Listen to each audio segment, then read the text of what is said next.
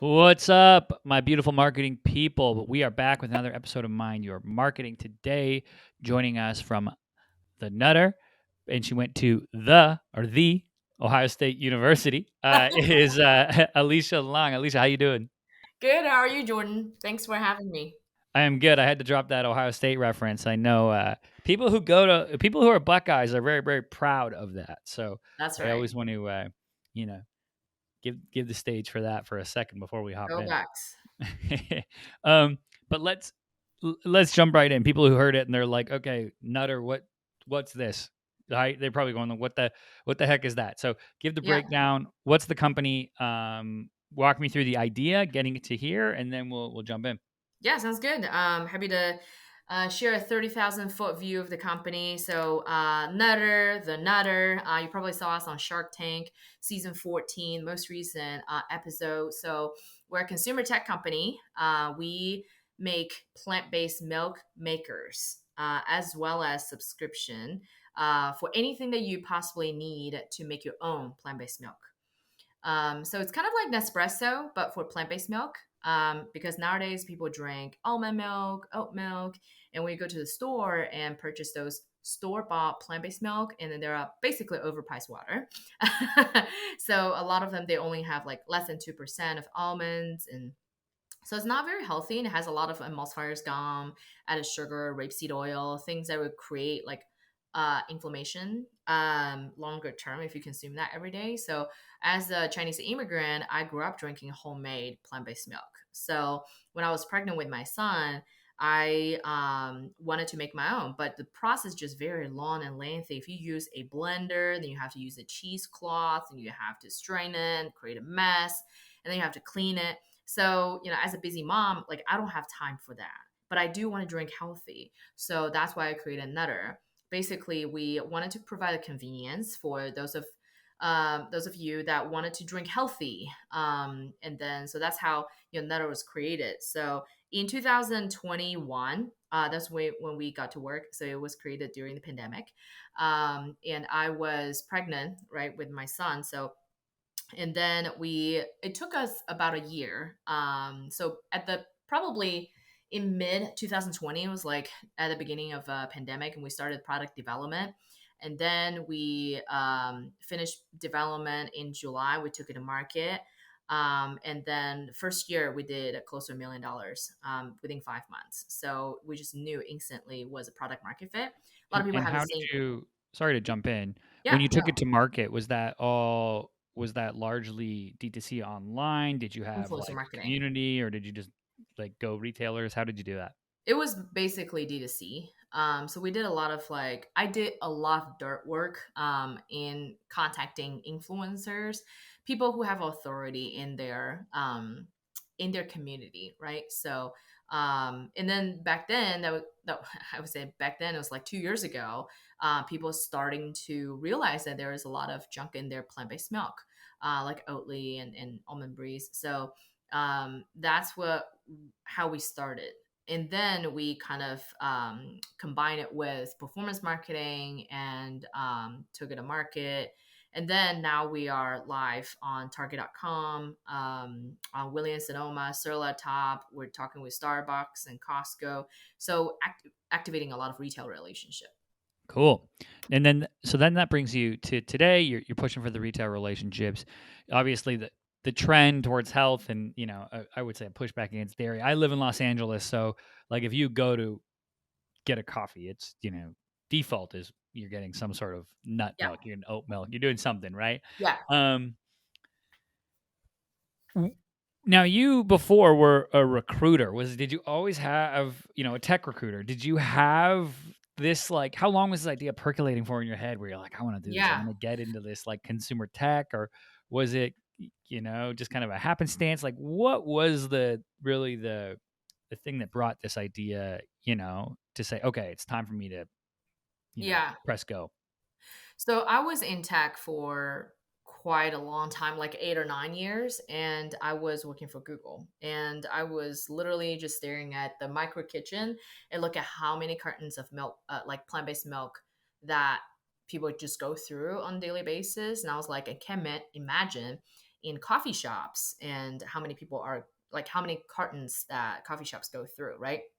And I'll just simply ask questions, at a coffee shop, and then they're like, "Oh, we throw away like 60 milk cartons, and on busy days, like 100 cartons." And I was like, those milk cartons are not recyclable, so it all has to go to landfill. And I went plant based at that time when I was a tech recruiter, and then I lost 20 pounds, and I was like, "Wow!" Like, I'm just trying to be, you know, drinking healthy and also be sustainable at the same time. So I was in Bay Area for a number of years, and then what's really interesting is that I basically work for a lot of like larger companies in tech, smaller companies in like fintech. But what's really interesting is food tech was also rising, but women have like very special relationships with food for centuries. And usually women are the ones who make decisions about food at home, right? And then like in growing up, it's like my mom always be in the kitchen, my grandma's always in the kitchen, and that just like has been out like this for hundreds of years. And that creates a special relationship. But then looking at the tech world, especially food tech, there's not that many women founders in the food tech. It's all predominantly men. And then, especially in the kind of VC backed food tech companies. So then that's when I had the idea and I go, you know what? I wanted to build a venture. I want to go with the VC route and I'm going to exit at the peak of the bell curve because you know what? This plant based milk maker space is probably going to be saturated 5, 10 years from now. But now is a blue ocean for us. So that's kind of how I kind of sparked the idea of I want to build a venture backed company. Did you run into challenges with getting backing, with that all in mind, or were people pretty receptive to, well, I guess like the idea? Was there, um, on a scale of one to challenging, how hard was that, that initial push for raising capital? I think it's twofold, right? It can be it like after talking with so many different female entrepreneurs, and then it can be a challenge, but it can be an unfair advantage. So what I mean by that is I have, yeah, at the beginning, and I was like, oh my gosh, and this is harder than I thought.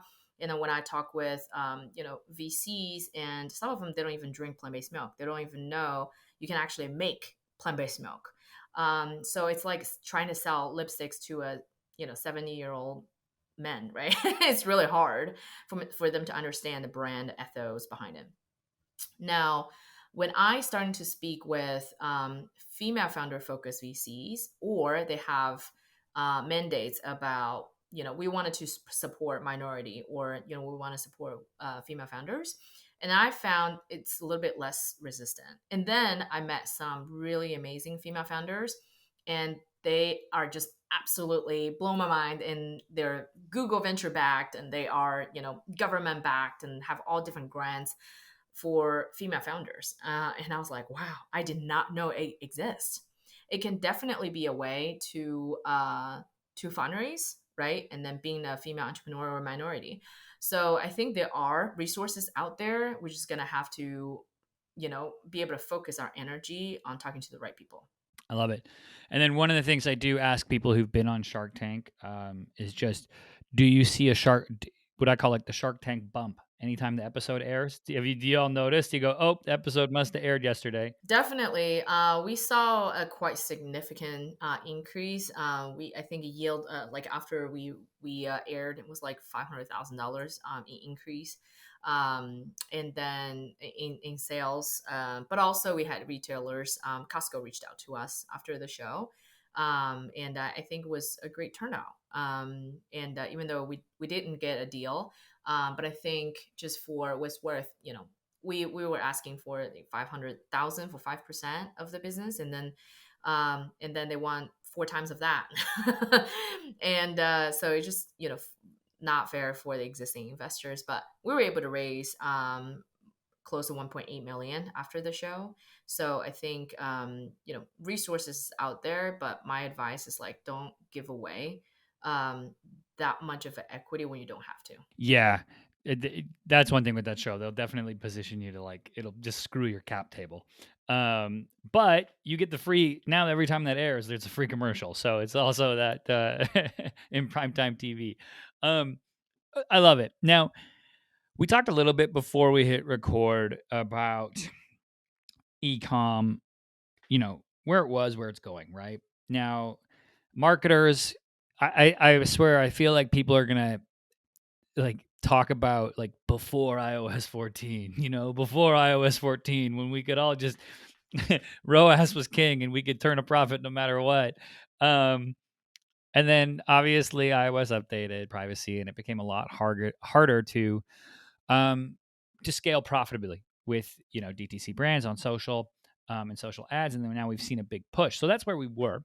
Now where it's going, I'm interested to hear how you're approaching ecom, how you are growing the channel, and what you've seen work, what you've seen doesn't, kind of where you're at with it personally, and maybe where the company is also going. Yeah, great question. So I called the time before iOS 14 the old e-commerce era. I called the time after iOS 14 the new e-commerce era. So that's how I named my podcast as New E-commerce Era. Is how do you build an efficient marketing roadmap before you dump money in your advertising? Because the era of pay your way to get the top line revenue in order to get a successful exit is over, because we've seen plenty of brands that done that before I was at iOS 14. You see brands that pump $20 million of ads to get $20 million of advertising. But that might be an extreme, but at the same time we see a lot of companies are not be able to find the in-channel efficiency, right? And then us included.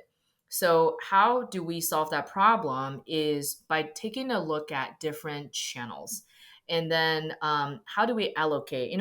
We take a look at it as a funnel approach, right? So how do we get the traffic as top of the funnel? And then we'll also have the middle of the funnel and bottom of the funnel. And then we need to fix that leaky bucket before we put more advertising spend. No matter it's Facebook or Google or influencers costs, etc. So we need to really fix that bucket before we take a look at the top line traffic.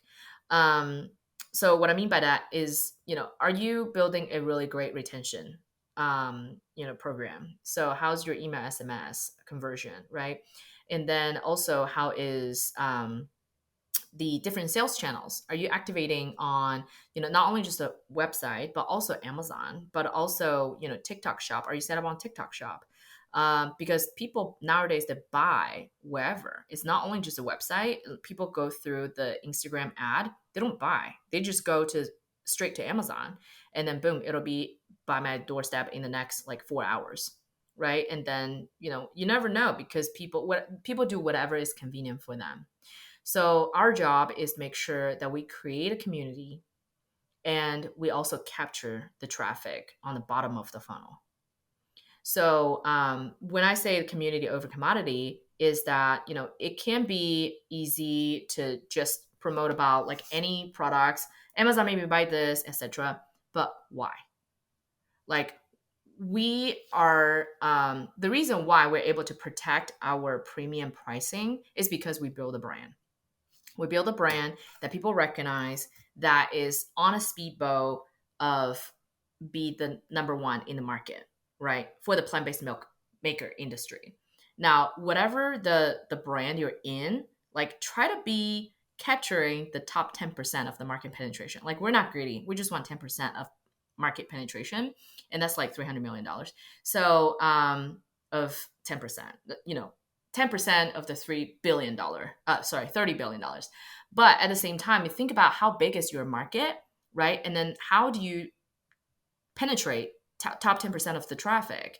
And then how do you want to present yourselves as a brand? You're not just a product, you're a person. You wanted to talk about your story, right? This is what I talk about to my students all the time, is that if you're just promoting a hair, I don't know, hair oil, why do I buy yours? instead of like millions of other brands on Amazon? Give me a reason, right? And if you're able to articulate that through the lens of content, you win that organic traffic. The brand, the companies who can win the organic traffic wins the market. I'm a strong believer of that.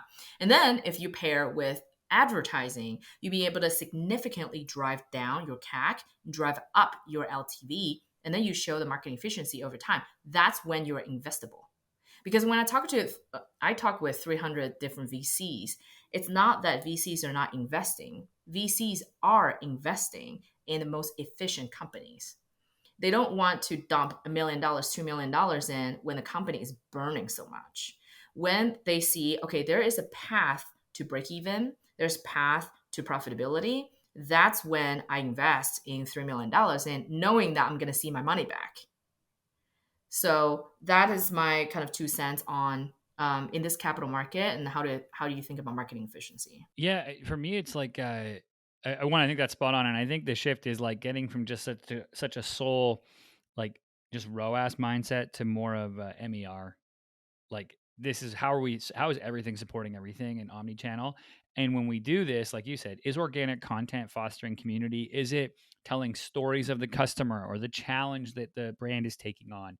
Is there something compelling that lets that customer see themselves, using that product and embodying that story that was told, right? Versus this phone case protects this phone. I have no idea what the brand is. This was a price decision that I made on Amazon. I'll go the minute it breaks, I'll buy a different phone case. But the phone beneath it's going to be an iPhone every time because Apple's telling me the better story, right? So I also look at like where does the brand fit in? If you're going to be a premium price product, there has to be that story that goes along, right? Um, and those different types of stories. So I love that.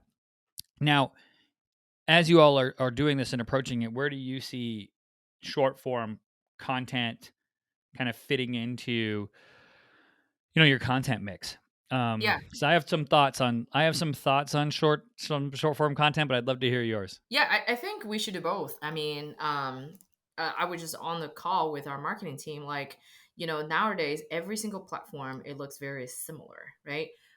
You will see the vertical short form, you see the horizontal long form, and then you also can think about like mobile application with the horizontal long form, how you can repurpose them.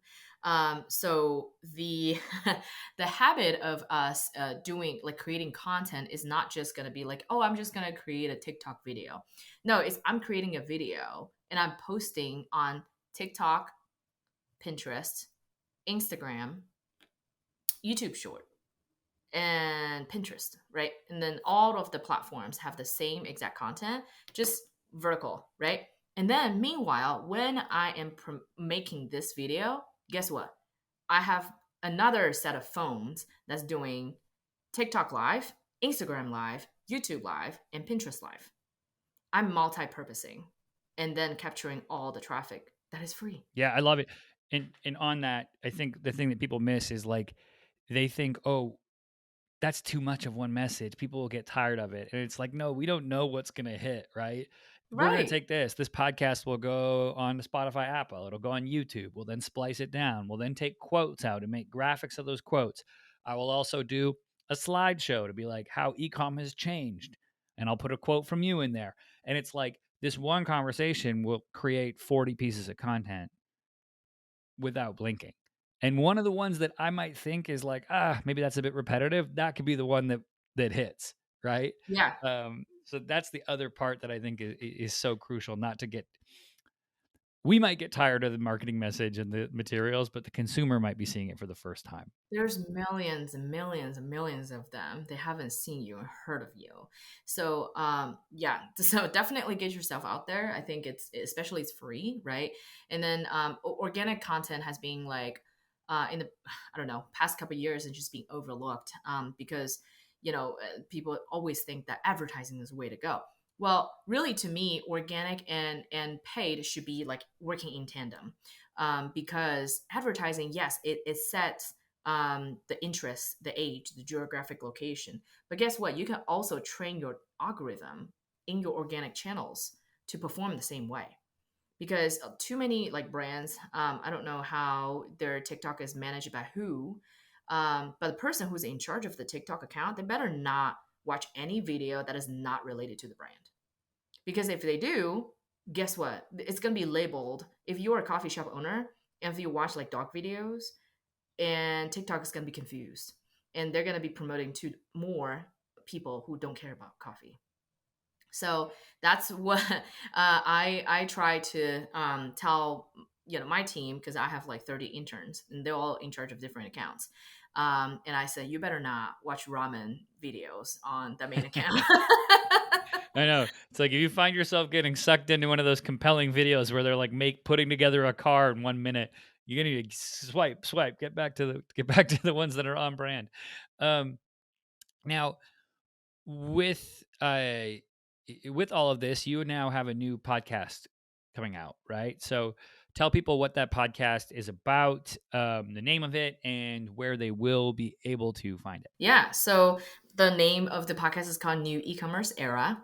So very straightforward, and we talk a lot about what we just talked about, just in terms of how do you leverage organic social, how do you advertise in this stage of the game, like after iOS 14, and then anything that is related to, like, I'm all, because I'm a startup, right? I'm very scrappy, and I think you know.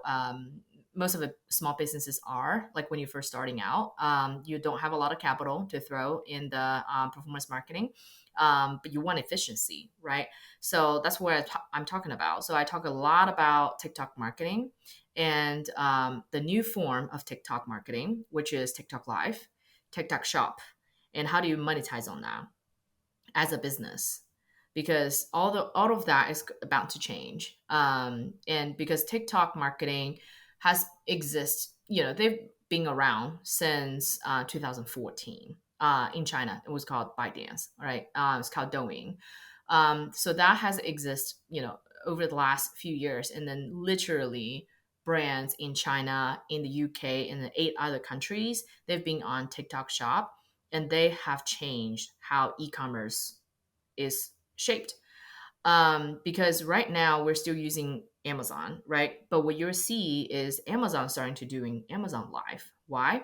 Because that is the most interactive way to interact with the customer. It's just like QVC, right?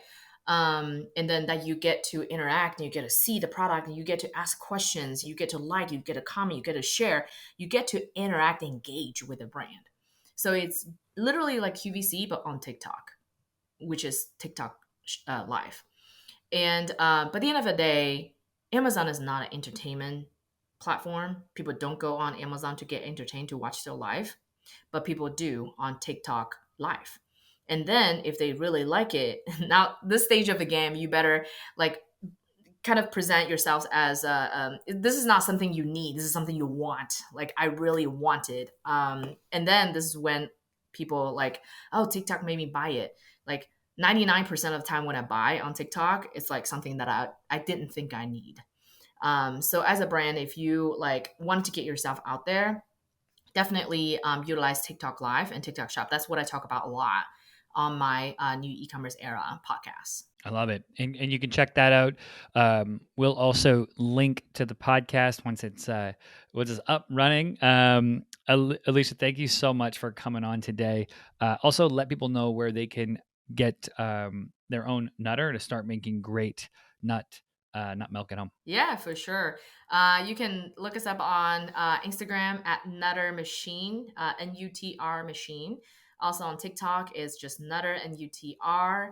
And also, I have a new class coming up for TikTok marketing, and it's just called New E-commerce Era. You can look it up, and I'll drop my website on the podcast as well. Cool. Awesome. Thank you so much for coming on today, Alicia. This has been really fun to chat. Thank you so much for having me. Thanks, Jordan. All right, everybody. That's it for this episode. As always, I'm your host, Jordan Sheldon. Hit that like, share, subscribe, all that good stuff at the bottom of your app, and I'll catch you next time.